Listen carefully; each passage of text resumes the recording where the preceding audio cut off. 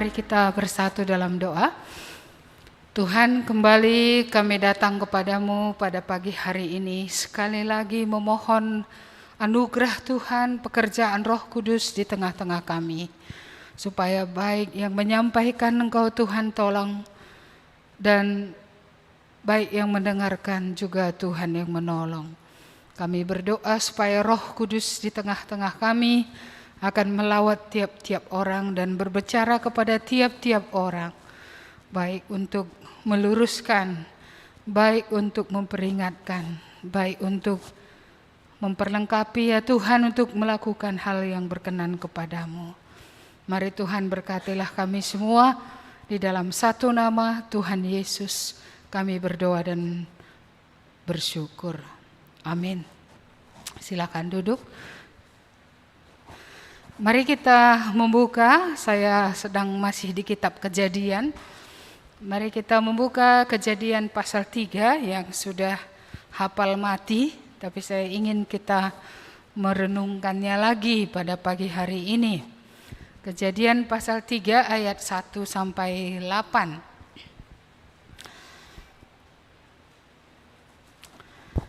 Kejadian 3 ayat 1 sampai 8.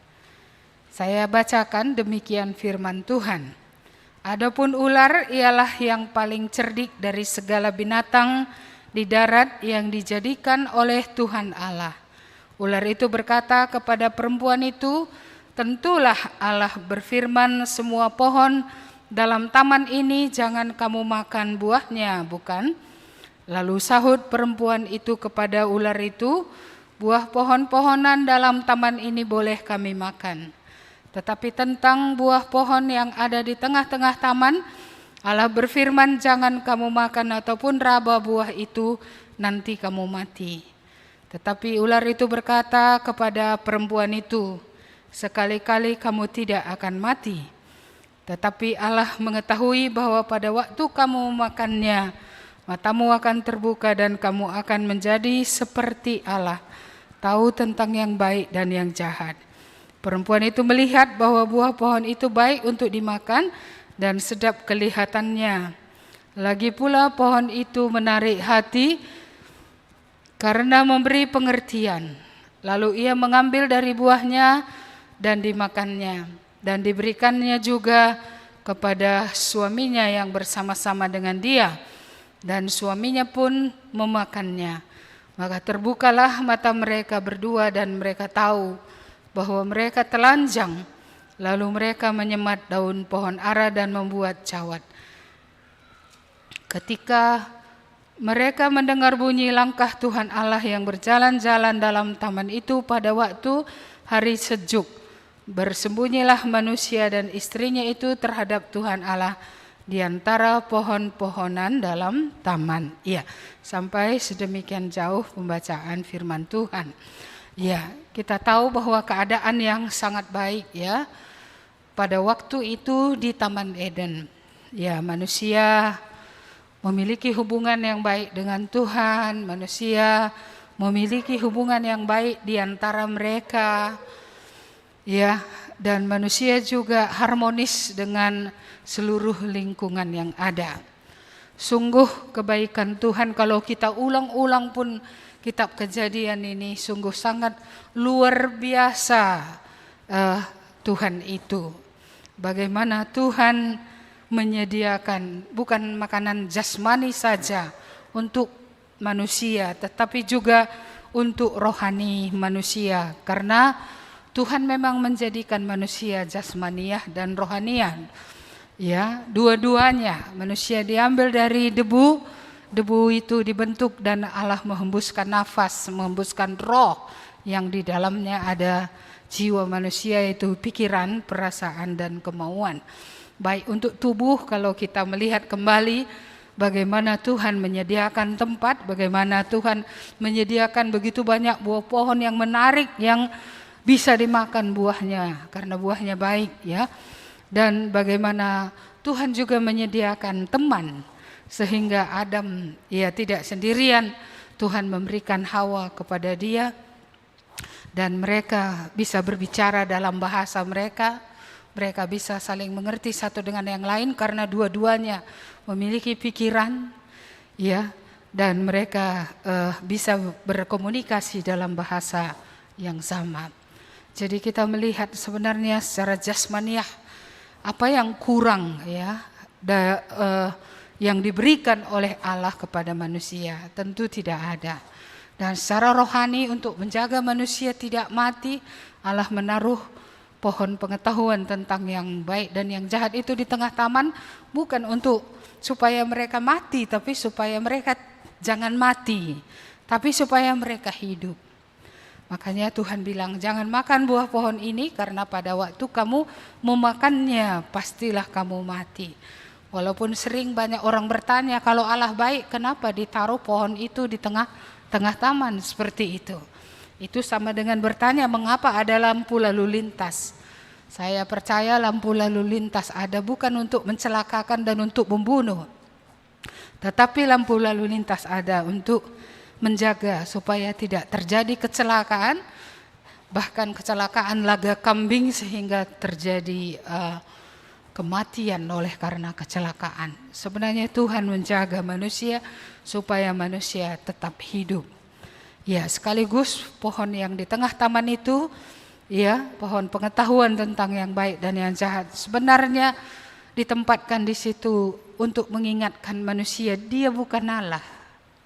Karena sehebat apapun manusia diciptakan oleh Allah, karena segambar dengan Allah, ya kan?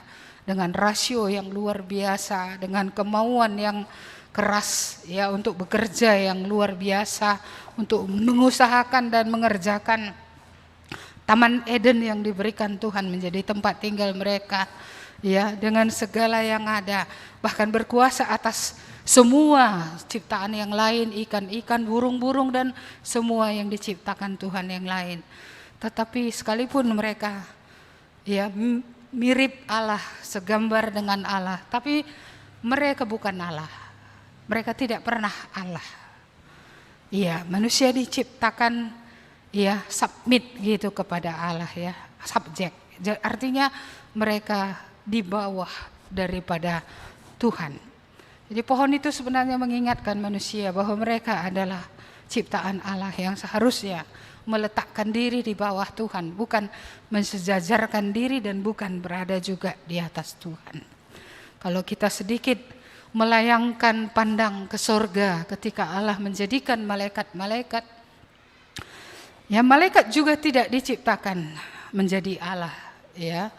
Malaikat bukan Allah, malaikat hanyalah roh-roh yang melayani, ya, mereka bukan Allah. Tapi kalau kita membaca kembali kitab Yehezkiel, bagaimana malaikat itu mau menyamakan diri dengan yang maha tinggi, ingin disembah seperti Allah disembah, ya. Inilah yang menjadi penyebab mengapa kalau dahulu, ya, mereka ada di sorga melayani Allah. Bahkan pada kesempatan ketika mereka telah dilemparkan ke bumi juga, masih ada sempat jalan-jalan, tapi kemudian kita tidak ada lagi pernah membaca di Alkitab bahwa masih ada iblis, ya, atau malaikat yang memberontak tadi yang bisa kembali ke sorga. Tidak ada lagi satupun percakapan tentang hal itu, dan tidak ada lagi, ya, mereka bisa kembali ke sorga. Mereka telah diusir dari sorga. Ya, dan sama manusia tadi pun di Taman Eden, ya, yang sebenarnya sangat beruntung karena ada Tuhan di situ, ada firman, ada semua yang dibutuhkan, ada makanan dari buah pohon, ada air yang tanpa polusi yang kapanpun bisa diminum, ada teman untuk bercakap-cakap, sehati, inilah tulang dari tulangku, ini daging dari dagingku. Mereka dua-duanya telanjang, tak ada rasa malu, mereka dua-duanya penuh kemuliaan Allah. Saya rasa itu keadaan yang terhebat yang digambarkan di dalam Alkitab, ya. Jadi mari kita melihat tadi ada usaha merusakkan ini, dan itu datang dari pihak bukan Allah, juga bukan manusia. Itu datang dari pihak luar. Di sini disebut si ular. Boleh kita melihat sebentar Wahyu 12 ayat 7 dan 9. 7 sampai 9. Kasih tanda yang ini tadi karena kita nanti akan kembali ke sana. Wahyu pasal 12 ayat 7 sampai 9. Ya, saya bacakan Wahyu 12, kitab terakhir dalam Alkitab, 7 sampai 9. Maka timbullah peperangan di sorga, Mikael dan malaikat-malaikatnya berperang melawan naga itu. Dan naga itu dibantu oleh malaikat-malaikatnya. Tetapi mereka tidak dapat bertahan, mereka tidak mendapat tempat lagi di sorga. Dan naga besar itu si ular tua yang disebut iblis atau setan yang menyesatkan seluruh dunia dilemparkan ke bawah. Ia dilemparkan ke bumi bersama-sama dengan malaikat-malaikatnya. Jadi kalau kita tadi membaca tentang ular di sini, iya, kitab Wahyu ini mengingatkan kita tentang si ular tua. Nah, itulah iblis atau setan yang memberontak kepada Allah, dan dia membawa serta dia menurut kitab Wahyu sepertiga dari malaikat yang ada di sorga.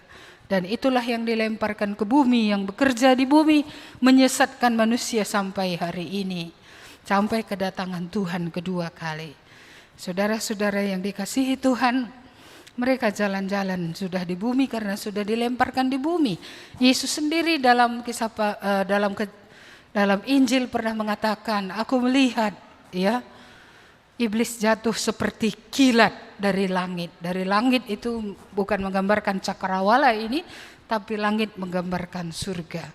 Jadi waktu Yesus ya dilemparkan ke bumi bertemu dengan Yesus lagi, ya dia mengenal Yesus. Makanya ya mereka, iblis mengatakan Yesus adalah anak Allah. Dan seringkali Yesus menyuruh mereka diam, karena sekalipun memang benar dia anak Allah, tapi dia tidak ingin itu lahir dari roh yang jahat, dari hidup yang jahat seperti itu. Iya, Tuhan tidak berkenan roh yang jahat, menyebut namanya pun Tuhan tidak senang gitu ya. Sehingga ya seringkali ketika orang kerasukan, ya mereka tahu siapa Yesus, ya, dan iblis ini tahu ya, dan dia ngomong siapa Yesus itu, dan Yesus menyuruh dia diam dan menyuruh dia keluar dari orang yang kerasukan itu. Jadi saudara-saudara yang dikasihi Tuhan, iblis yang sama dengan kumpulan malaikat yang sama yang disebut dengan roh-roh jahat, itulah yang bekerja di tengah dunia, dan itulah yang mempengaruhi nenek moyang manusia yang pertama, yaitu Adam dan Hawa. Dan dia datang dengan kelicikan, karena kalau kita lihat pertanyaannya ini, yang dikatakannya semua pohon dalam taman ini jangan kamu makan buahnya, bukan. Ya, ini adalah kalimat menggiring, karena di sana ada kata jangan kamu makan, berarti tidak boleh dimakan. Ya, kalau tidak boleh itu selalu menunjukkan bahwa ya ada sebuah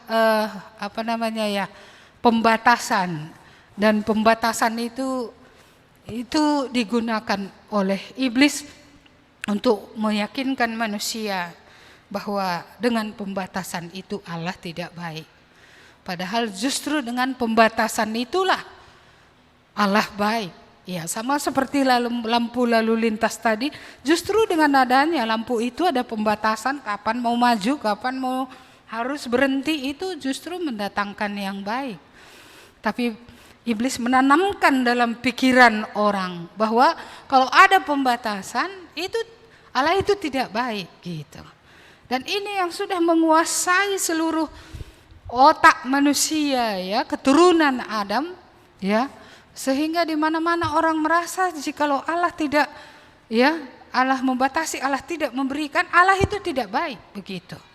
Padahal bukankah dari antara begitu banyak pohon di Taman Eden kan hanya satu yang enggak boleh, 1000 yang lain tidak menjadi kelihatan oleh karena yang satu ini tidak boleh.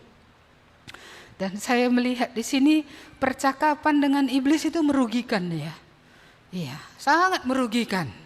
Karena iblis masuk dari seperti itu tadi, yes, bahwa semua buah pohon di taman tidak boleh dimakan, baru kemudian ketika Hawa menjawab, semuanya boleh kami makan, cuma satu yang tak boleh kami makan. Tapi kita melihat bagaimana longgarnya Hawa ya, dia mengatakan tidak boleh dimakan dan tidak boleh diraba, padahal Tuhan tidak pernah bercerita soal meraba. Yang Tuhan katakan adalah tidak boleh dimakan karena pada hari kamu memakannya pastilah kamu mati.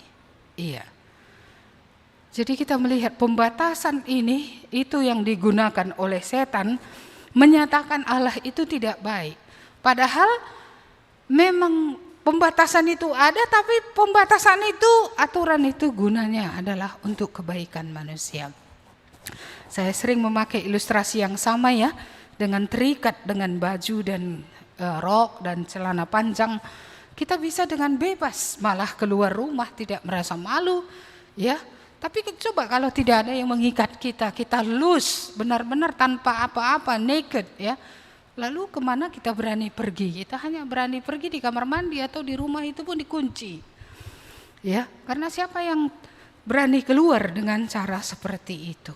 Jadi mengapa orang selalu merasa aturan itu aturan itu sesuatu yang merugikan gitu. Dan itu ditanamkan iblis baik di kepala orang tua, baik di kepala orang muda. Nah, Allah itu tidak baik karena enggak semua dibolehkannya. Seandainya semua dibolehkannya, seandainya manusia tidak bisa memilih, bukankah manusia hanya robot? Apa indahnya tidak bisa memilih apapun, selalu harus coklat, ya kan? Tidak bisa pilih, ya karena robot itu ada sistemnya ya ini saja yang bisa dipilih gitu. Justru menjadi indah karena ada yang memilih bunga teratai, ada yang memilih bunga mawar. Justru menjadi indah karena ada yang bisa memilih strawberry ice cream, dan ada yang bisa memilih ya vanilla ice cream. Kalau semua terprogram hanya vanilla ice cream, betapa dullnya, betapa sebenarnya hidup ini memuakkan, saya rasa boring karena nggak ada pilihan apa-apa. Saudara-saudara, pilihan bebas itu bukan kutuk ya, bukan. Pilihan bebas itu adalah anugerah, di mana kita bisa bebas untuk memilih. Dan siapa orang tua di bumi ini kalau anaknya terpaksa untuk mentaati dia, lalu orang tua itu akan bangga. Siapa di dunia ini kalau anaknya bukan karena kasih ya, mengatakan kepadanya I love you papa gitu ya, tapi dia mengatakannya karena takut akan hukuman gitu ya, atau karena paksaan, saya rasa nggak ada orang yang suka itu. Dalam sebuah persahabatan saja kita tidak ingin kita bersahabat dengan seseorang yang merasa terpaksa bersahabat dengan kita, bukan karena sukarela dan bukan karena pilihan bebas, bukan karena cinta kasih. Iya, jadi kita melihat betapa salahnya apa yang ditanamkan kegelapan di dalam pikiran manusia. Bukan saja manusia yang pertama, tapi pikiran keturunan manusia, yaitu kita sendiri juga. Betapa banyaknya hal yang baik yang Tuhan buat yang kita anggap itu malah merugikan gitu. Padahal Tuhan memberikan aturan yang baik itu untuk kepentingan kita, kebahagiaan kita, dan supaya kita tidak mati. Ya, bukankah firman Tuhan yang diberikan di Taman Eden supaya mereka tidak mati? Supaya mereka tetap hidup, bahkan hidup kekal sampai selama-lamanya tanpa pernah mengalami dosa. Ya, tapi sayang ya, kita melihat bagaimana keluarga baru ini, keluarga yang diciptakan oleh Allah, lembaga terkecil yang pernah diciptakan oleh Allah, yaitu keluarga. Bagaimana mereka tidak kokoh memegang apa yang Tuhan katakan. Kita lihat apa yang dikatakan iblis pada ayat 4. Sekali-kali kamu tidak akan mati. Seharusnya, kata ini kan sangat bertentangan dengan apa yang Tuhan katakan. Rasa hormat apa yang diberikan kepada iblis sehingga Hawa tidak berlari? Ya, rasa segan seperti apa ini yang membuat dia tetap duduk di situ ketika ada yang berani, begitu beraninya mengatakan kalimat yang bertentangan dengan firman Tuhan. Iya, apakah segan sama iblis? Apa segan sama orang ketika dia mengatakan yang tak benar? Ketika dia mengatakan yang bertentangan dengan firman Tuhan? Ketika misalnya ajaran yang sesat datang dan berkata-kata kepada kita, membujuk kita, mengapa harus diam di situ? Ada waktunya kita tidak perlu meladeni kalau itu bertentangan dengan firman Tuhan. Ini Hawa meladeni. Kenapa meladeni? Ya, ibu-ibu jangan ladeni kalau itu bertentangan dengan apa yang Tuhan katakan. Ya, jangan oleh karena segan rasa hormat atau entah apa ya, nanti tersinggung hatinya, biarlah iblis tersinggung. Ya, apakah kalau kita biarkan itu tidak akan mempengaruhi kita? Apakah di sini Adam dan Hawa, khususnya Hawa, merasa strong enough gitu, merasa kuat banget ya bisa menghadapi ini gitu. Bahkan ketika salah pun yang dibilang ini, dia diam saja. Dia tidak mengatakan, Tuhan, bukankah engkau berfirman demikian? Atau dia tidak juga bertanya kepada Adam, ya husband gitu ya, sebenarnya apa sih yang Tuhan pernah bilang kepada kita? Kepadamu, yang kau sampaikan kepadaku. Apanya yang sebenarnya Tuhan bilang? Iya, jadi kita melihat di sini ya betapa longgarnya Hawa itu memegang firman Tuhan. Maka saya ingin membuat tema hari ini ya, kokoh melekatkah atau longgar? Ketika orang kokoh melekat, apa yang terjadi? Sejarah akan berbeda karena manusia bisa akan hidup selama-lamanya tanpa dosa dan tanpa kematian, tanpa penderitaan.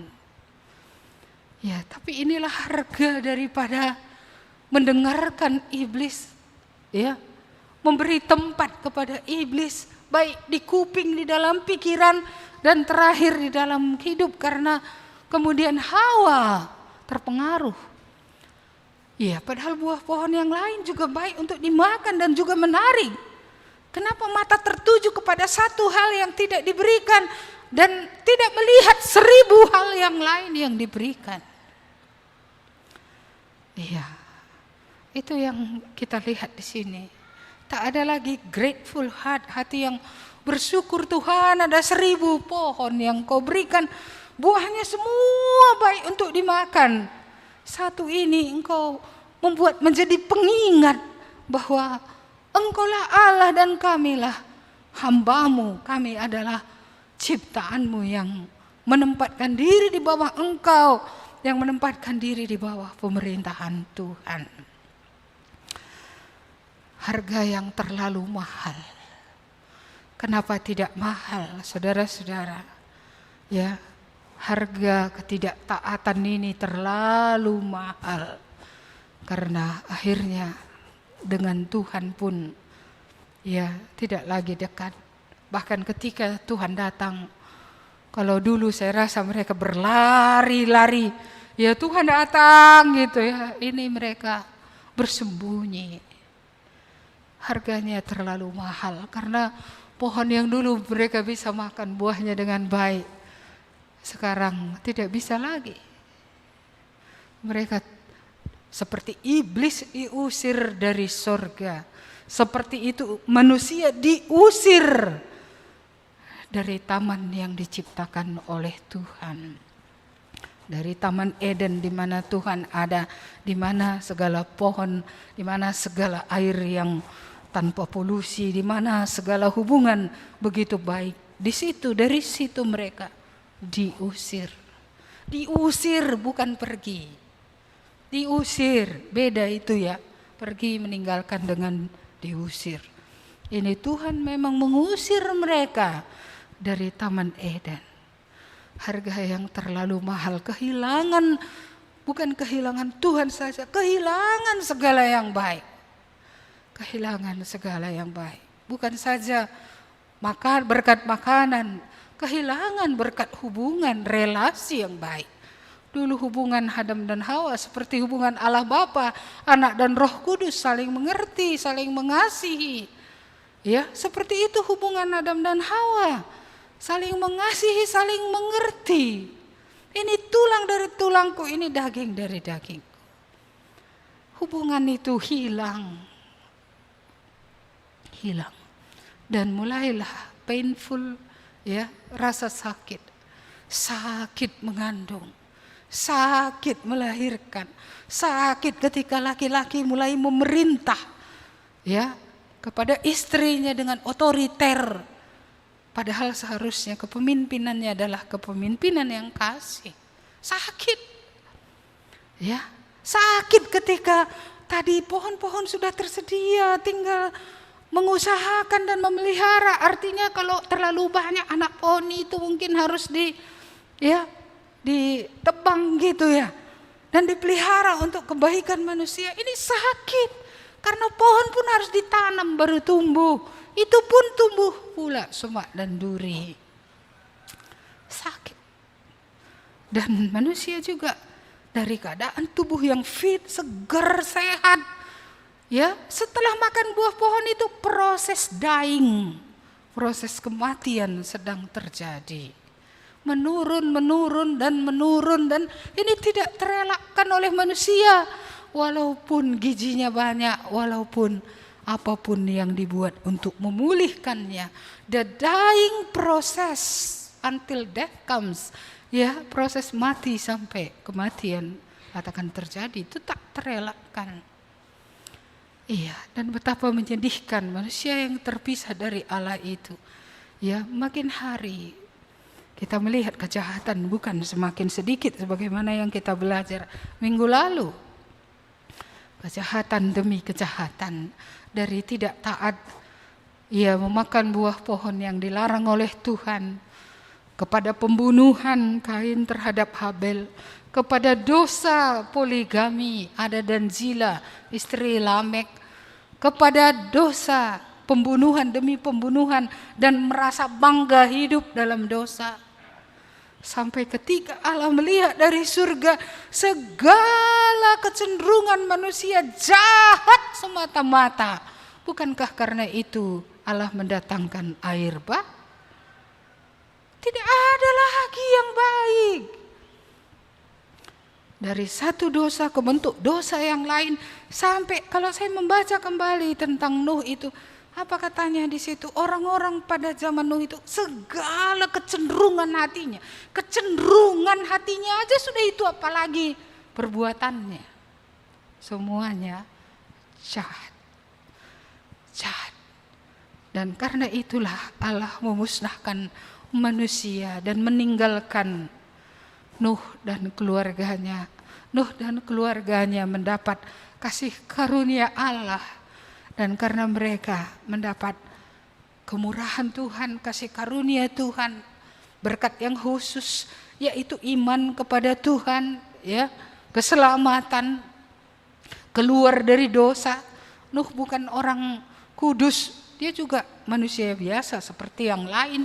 Cuma karena dia diberi kasih karunia Tuhan, ya, dia diampuni, dia hidup benar karena dia bergaul dekat dengan Allah. Akhirnya menghasilkan hidup yang tidak bercelah. Saudara-saudara yang dikasihi Tuhan, Allah sangat sedih ya melihat manusia yang diciptakannya. Bukan kurang berkualitas dulu, bukan. Karena segambar dengan Allah. Ya, tidak ada yang tidak sempurna. Tapi mereka tidak kokoh melekat memegang firman Tuhan. Hawa tidak, Adam pun tidak. Ketika Hawa memberikan buah itu, kenapa Adam menerimanya? Kenapa dia tidak berkata, istriku, bukankah Tuhan mengatakan buah ini tak boleh dimakan? Tapi kita melihat di sini, ya, saya sering merenungkan kenapa orang sesempurna itu yang diciptakan segambar dengan Allah, dengan segala yang baik yang Tuhan sudah buat, bisa juga membelakangi Tuhan. Rahasia yang terdalam bisa kita temukan, saya rasa, bagaimana sikap mereka terhadap Tuhan dan terhadap firman Tuhan. Ya, bagaimana tempat firman dalam hidup mereka. Hawa jelas-jelas longgar karena dia tidak dengan pas pun memegang memegang firman Tuhan itu. Dan juga Adam, dia jelas-jelas tahu dia bukan kurang pendengaran. Dia bukan kurang pengertian. Dia bukan kurang pengalaman betapa baiknya sudah Tuhan dalam hidupnya. Iya, tapi dia tidak memegang firman Tuhan. Iya, sering ini menjadi pemikiran ya, menjadi perbandingan. Saya sampaikan itu di waktu pemuritan. Kenapa Yusuf? Dia juga digoda. Iya. Oleh ular juga ini, istri Potifar. Ular. Dia juga digoda oleh ular.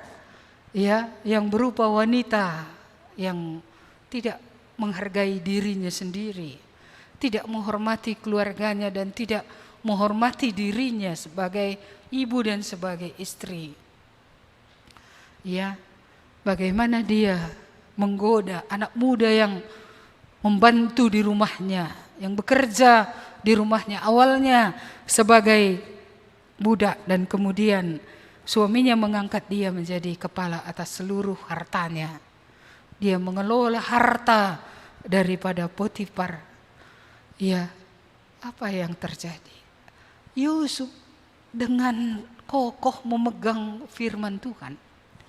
Semua kuasa di rumah ini sudah diserahkan padaku.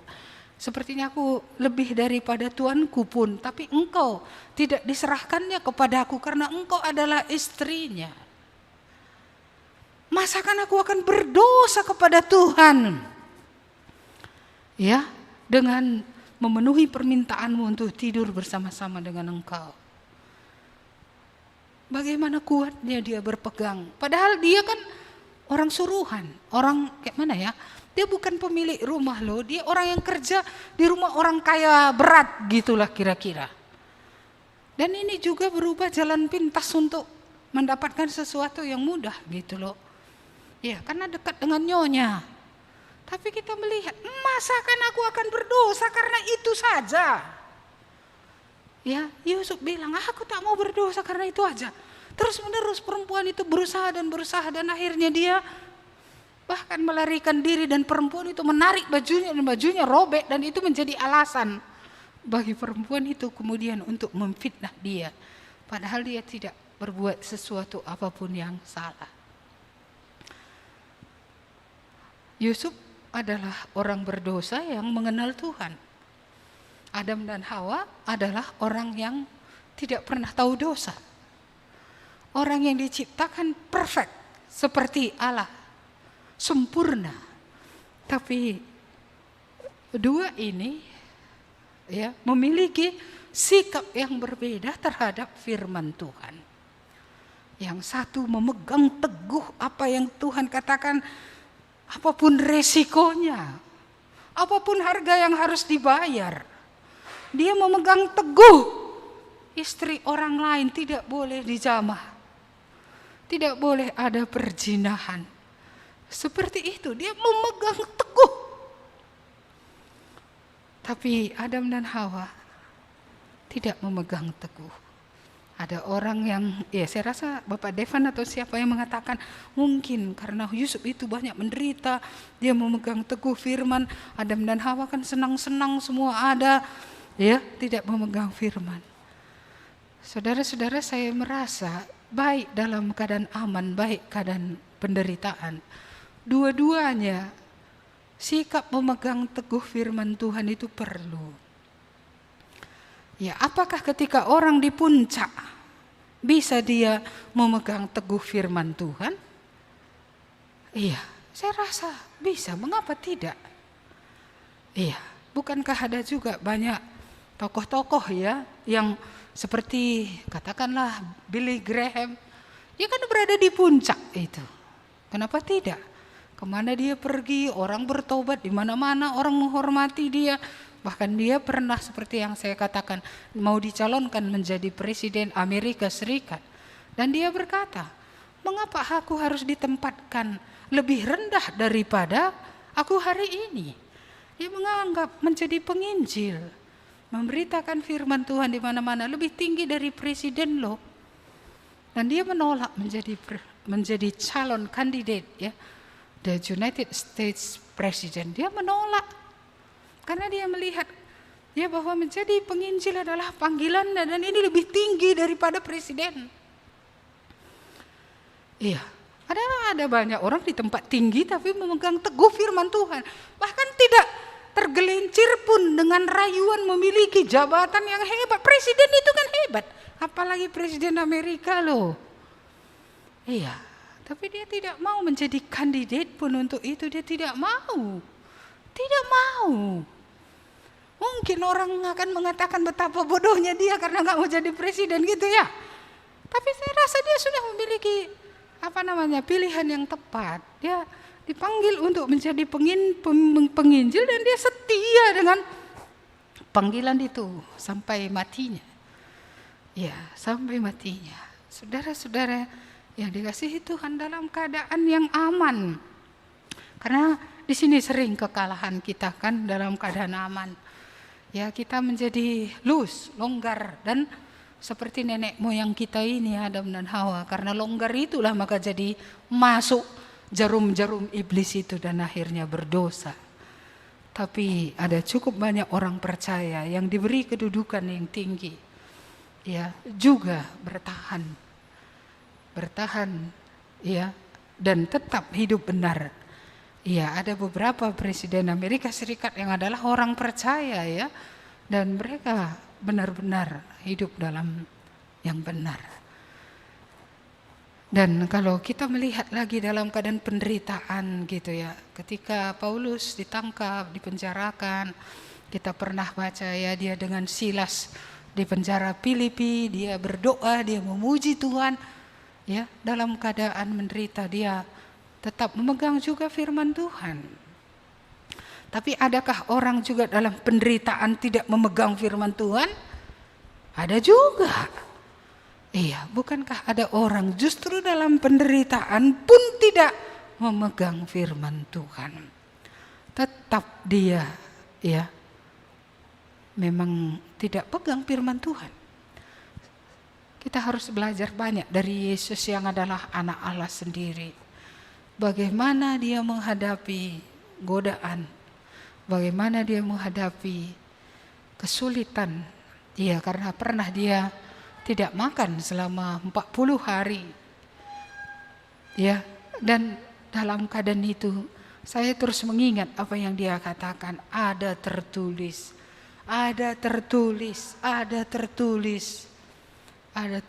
Manusia bukan hidup dari roti saja. Ada tertulis hanya Allah lah yang harus disembah. Ada tertulis jangan mencobai Tuhan Allahmu. Jangan mencobai Tuhan Allahmu. Jangan lakukan sesuatu yang buruk lalu berusaha meyakini Allah akan menangkap atau Allah akan menolong ketika kita memasukkan ya leher kita sendiri masuk ke dalam jerat daripada dosa. Saudara-saudara yang dikasihi Tuhan, ya mari kita merenungkan ini, bagaimana rahasia ya supaya bisa menang atas godaan. Bagaimana rahasia supaya baik dalam keadaan yang di atas puncak tapi tetap menjadi benar, dan bagaimana ketika keadaan down tapi tetap juga menjadi benar dalam hidup ini. Rahasianya adalah jangan pernah longgar, tapi kokoh melekat kepada apa yang Tuhan katakan. Ya, lagu tadi saya rasa sangat cocok ya. Firman Tuhan ku dengar, tidak kubiarkan lewat dari kuping kiri ke kuping kanan. Ku tanam dalam hatiku, aku ingin firman itu bertumbuh subur, berbuah lebat. Dan itulah juga yang diinginkan oleh Tuhan. Supaya hidup kita ini bukan hidup yang enggak melekat dan akhirnya tidak ada buah apapun dicari. Ibarat pohon tadi dicari satu buah pun tak ada. Berapa lama lagi lah pohon itu akan dibiarkan hidup. Tuhan mencari buah dalam orang yang diberinya makan. Karena diberkatinya dengan makanan, dengan kehidupan ini, dengan semua yang dibutuhkan. Diberkatinya dengan anaknya yang tunggal yang diberikannya. Supaya kita memperoleh hidup dalam hidup yang baru, roh yang baru, tujuan yang baru. Tuhan mengharapkan buah. Tuhan mengharapkan buah. Jadi kalau kita tadi melihat percakapan dengan iblis yang bukan dari Tuhan mendatangkan penderitaan yang tak tertahankan sebenarnya. Penderitaan yang tak tertahankan. Saya kadang merenung Adam dan Hawa masuk surga ya gitu. Karena seperti minggu yang lalu, toh dia menceritakan tentang Tuhan kepada Kain, Habel, kepada Set, kepada anak-anaknya yang lain. Apakah dia akhirnya diampuni? Entah dia diampuni, entah tidak, kita tidak tahu. Kalaupun dia diampuni, akibat dosa itu terus ada dari generasi ke generasi. Apakah adil kesalahan mereka, kita yang ikut kena? Saudara-saudara, kita tidak menanggung dosa Adam dan Hawa. Dan kalau kita merasa lebih baik dari Adam dan Hawa, ketika kita sendiri diperhadapkan kepada pencobaan dalam hidup ini, apakah kita tidak juga seperti dia? Apakah kita menang? Apakah kita berdiri tegak dan berkata, tidak, apapun itu, entah apapun yang ditawarkan oleh kegelapan. Iya, dalam kami ikut katekisas ini kan saya buat 3 kali. Sebenarnya sangat melelahkan. Selasa kelas 2, kelas 3 SMU gitu ya. Lalu pemuda ceria jam 4. Lalu semua yang gak bisa ikut pada jam 4 baik Selasa baik hari Jumat harus ikut online. Jadi kan saya harus 3 termen itu. Iya, dan saya melihat anak-anak kita ini berkata, ya, dunia ini lebih menarik. Dunia ini menarik mereka menjauh dari segala yang baik juga, yang Tuhan sedang nanti-nantikan untuk mencurahkannya, yang Tuhan sedang menanti-nantikan untuk memberikannya. Mereka ditarik oleh uang, ditarik oleh dunia, ya, bermacam-macam di dalam dunia ini yang menarik. Ya, sehingga saya makin melihat gitu ya. Tuhan, peperangan ini peperangan luar biasa. Anak-anak kita ini sedang mau direbut oleh gelap itu dan menariknya kepada dunia, kepada harta, kepada kuasa, kepada kebiasaan-kebiasaan yang buruk, kepada apa yang menarik bagi mereka, tetapi semua itu membuat mereka dari lingkaran kasih karunia Allah, membuang mereka keluar dari sana. Makanya saya merasa mari sama-sama bergumul dengan kami. Kami memang di barisan gigi di depan untuk cerita. Tapi saya rasa kalau peperangan ini kita tidak sama-sama menggumulkannya, anak-anak generasi kita ini akan hilang. Karena apa? Karena mereka sangat pintar. Dan mereka ya keturunan dari makan buah pohon ya. Jadi sudah sangat pintar dia. Iya, dan hanya anugerah, hanya pekerjaan roh Allah yang kita masih yakini terus akan dapat menjangkau hati mereka. Tapi berperanglah bersama-sama kami dengan dalam doa ya. Saudara-saudara, entah itu anak saudara, entah anak siapapun yang menjadi bagian dari orang-orang yang datang ke tempat ini. Karena saya melihat itu, mengerti dia firman Tuhan, tapi dunia tadi itu terus. Iya, Kayak mana hari esok tadi, ya kayak persislah seperti yang diceritakan siapa tadi, si Ike ya. Persislah kayak gitu. Uang, ya, dan segala kemudahan-kemudahan dunia. Dan sudah tertanam dalam otaknya Allah membatasi. Padahal Allah sangat baik. Allah memberikan yang terbaik. Allah memberikan nyawanya malah. Supaya kita hidup. Supaya kita selamat. Kita tidak binasa dalam dosa. Kita tidak ke neraka. Bahkan di dunia ini. Kita tidak dikuasai oleh iblis. Dikuasai oleh zaman. Dikuasai oleh semua hal. Baik tadi entah film, entah game, entah seks bebas. Kan bukankah ini menguasai anak-anak kita ini? Ya jangan kita merasa mereka polos-polos sekali semua. Iya, enggak sepolos itu. Ya, anak-anak kelas SD pun sudah pacaran loh. Sudah lihat orang tak berbaju loh. Itu apa itu semua, ini mau kemana ini? Iya, jadi kita kembali kepada firman ini tadi. Kalau kita pun enggak kokoh melekat pada firman, bagaimanakah kita mengharapkan anak-anak kita ini akan kokoh melekat pada firman?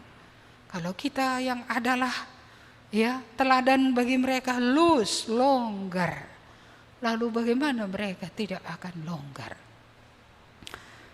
Ya, butuh air mata saya rasa, butuh perjuangan yang dalam. Ya, bagaimana kita sendiri boleh hidup berdiri tegak di atas firman Tuhan, dan bagaimana pengaruh hidup kita ini terhadap mereka, supaya mereka lihat tegak itu lebih baik, dibatasi tadi lebih baik. Ketika Allah tidak memberikan apa yang mematikan kita, itu lebih baik. Karena itulah tidak semua permintaan kita dikabulkan, karena cukup banyak permintaan jika dikabulkan bukan saja akan mencelakakan, tapi mematikan. Dan Allah lebih mengetahui yang mana yang mematikan dan yang mana yang menghidupkan.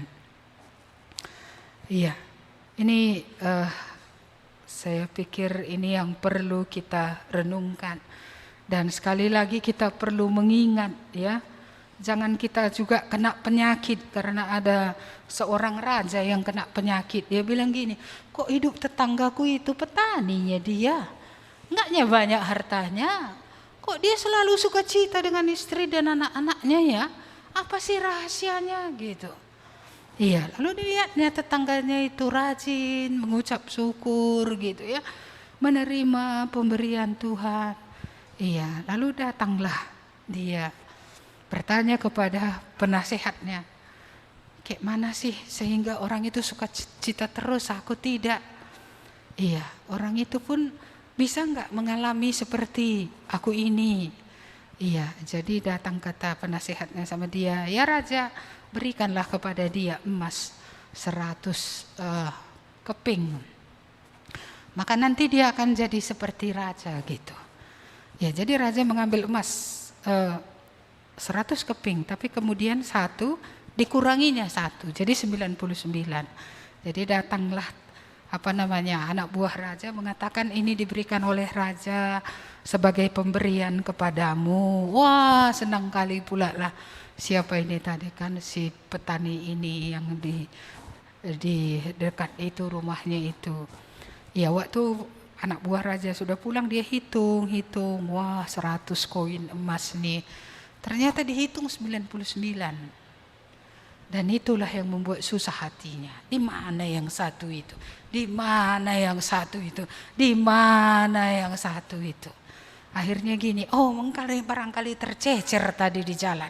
Ditelusurinya lah jalan yang dilewati oleh punggawa raja itu. Nggak ada. Barangkali entah dimakan anak buah raja itu yang satu itu gitu. Ya akhirnya dia tanyai, itu tadi waktu kamu ngantarnya ada nggak kamu ambil gitu. Jadi akhirnya hilang semua sukacitanya. Kenapa? Karena tertuju matanya kepada yang satu, padahal itu memang nggak diberikan. Hilanglah sukacitanya mendapat begitu banyak karena satu tadi tetap nggak ditemukannya gitu. Iya, padahal itu aja nggak diberikan gitu. Jangan-jangan kita pun karena satu hal yang tidak diberikan oleh Tuhan, ya saya tidak tahu apakah itu, entah itu jodoh bagi anak gadis, anak muda, entah itu apa ya, jabatan bagi yang mau naik jabatan, kan gitu ya. Atau apa yang satu yang Tuhan tidak berikan, yang membuat ke situ aja, dan akhirnya nggak lagi bisa melihat. Begitu banyaknya yang dia miliki dan hilang akhirnya. Ya, karena sukacita di tengah keluarganya menjadi hilang. Ya, tadi mereka bersyukur, mereka baik-baik saja hanya karena yang satu ini ke situ saja terus, akhirnya enggak ada lagi sukacita, tak ada lagi. Selama ini mereka cengkrama, damai sejahtera, semua menjadi hilang karena mata tertuju kepada satu yang memang bisa saja tidak diberikan. Ini tadi dalam hal ini memang tidak diberikan. Jadi Allah pun tahunya mana yang mau dia berikan, mana yang tidak dia berikan. Jadi baik dalam keadaan yang baik, ketatlah ya, berpeganglah atau kokohlah berpegang kepada firman Tuhan. Supaya jangan keadaan baik justru membawa kepada dosa masuk. Dan justru keadaan yang buruk juga tetap pegang firman Tuhan. Karena Allah adalah Allah yang loyal, Allah yang tetap setia pada janjinya. Dan tidak ada yang dia janjikan yang dia gagal untuk menepatinya. Amin. Mari kita berdoa. Tuhan, kami bersyukur atas firman-Mu yang boleh kembali kami renungkan bersama-sama. Kami melihat suatu keadaan yang menyedihkan ketika nenek moyang kami Adam dan Hawa tidak memegang firman Tuhan dengan teguh dalam hidup mereka. Mereka bahkan menjadi longgar. Bahkan mereka mendengarkan suara iblis. Dan harga bayaran mendengar suara iblis yang membawa kepada yang salah ini adalah sungguh-sungguh mahal. Karena mereka akhirnya kehilangan segala sesuatu yang baik. Bahkan kehilangan hubungan dengan Allah dan hubungan di antara mereka juga yang baik menjadi hilang. Tuhan, bukankah kami telah melihat, mendengarkan iblis mendatangkan begitu banyak kepiluan, penderitaan dan kesusahan dan rasa sakit. Bahkan untuk mencari makan pun begitu sakitnya. Oh Tuhan, biarlah ini menjadi peringatan bagi kami. Untuk waspada suara siapa yang kami dengar. Kemana kami dibawanya. Tuhan, biarlah Roh-Mu yang kudus menolong. Supaya kami tidak tertipu oleh si iblis itu seperti menawarkan sesuatu yang indah. Tapi isinya semua adalah penderitaan. Bahkan kehancuran dan kematian. Tuhan, bebaskanlah setiap orang yang matanya terselubung, supaya selubung itu dibuka dan mereka bisa melihat dengan jelas-jelas apa yang ditawarkan oleh iblis, yang ditawarkan oleh dunia, apa yang ditawarkan oleh daging ini, yang akan bukan saja memperburuk tapi akan mematikan. Kami berdoa Tuhan supaya kami melihat uluran tangan-Mu. Begitu banyak yang Engkau siapkan. Begitu banyak yang Engkau sediakan bagi setiap orang yang datang kepadamu dengan iman, dengan penyerahan penuh kepada Tuhan. Bukankah Engkau telah memberikan putra-Mu yang tunggal? Kalau yang terbesar itu pun telah Engkau berikan, ya Tuhan. Apakah Engkau bukan Allah yang berkemurahan? Apakah Engkau bukan Allah yang peduli? Apakah Engkau Allah yang tidak mengasihi? Tuhan, Engkau adalah Allah yang mengasihi kami, memikirkan yang baik bagi hidup kami. Biarlah mata kami tidak tertuju kepada apa yang Tuhan tidak berikan, tapi tertuju kepada begitu banyak kebaikan demi kebaikan Tuhan bahkan anugerah yang terbesar itu, yaitu putramu yang tunggal yang datang untuk menebus kami. Kiranya Roh-Mu yang kudus berbicara kepada tiap-tiap kami, supaya siapapun kami, Tuhan, lepaslah kami dari mencintai dunia ini, lepaslah kami dari kuasa dosa daging, lepaslah kami dari jeratan si iblis yang menyidingi hidup kami supaya kami terjerat dan akhirnya binasa. Kami berdoa Tuhan supaya Roh-Mu yang kudus akan bekerja dalam pikiran kami, memberikan terang, memberikan juga pembaharuan dalam hati kami, supaya apapun yang dunia berikan, Engkaulah Allah, Engkau lebih berharga dari apapun juga.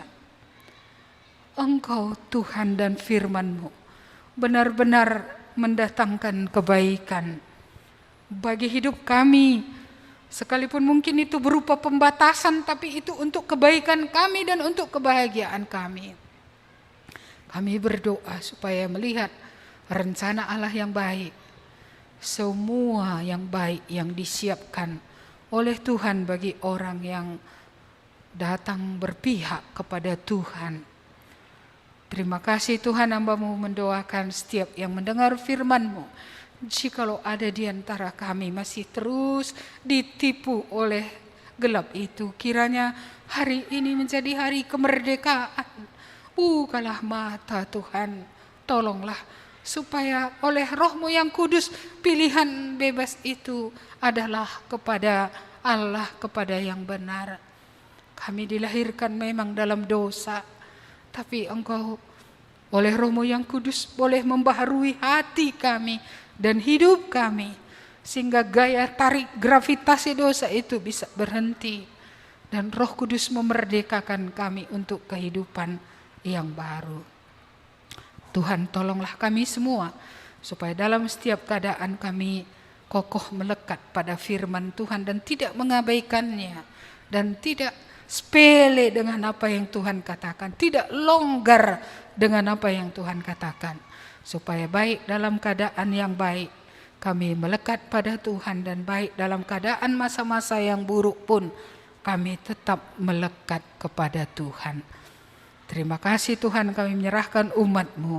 Berkatilah setiap orang yang mendengarkan firman-Mu ini, bahkan yang kemudian mengulanginya lagi. Engkau juga memberkati mereka yang kemudian akan mendengarnya, supaya tidak satu pun boleh dilalui oleh Tuhan. Kami ingin mengembalikan segala pujian, hormat kepada Tuhan, dan kami mau menyerahkan umat-Mu supaya Engkau memberkati sepanjang minggu ke depan ini. Terpujilah Engkau Allah kami, dalam nama Tuhan Yesus kami berdoa dan bersyukur. Amin. Kepada Allah beri puji.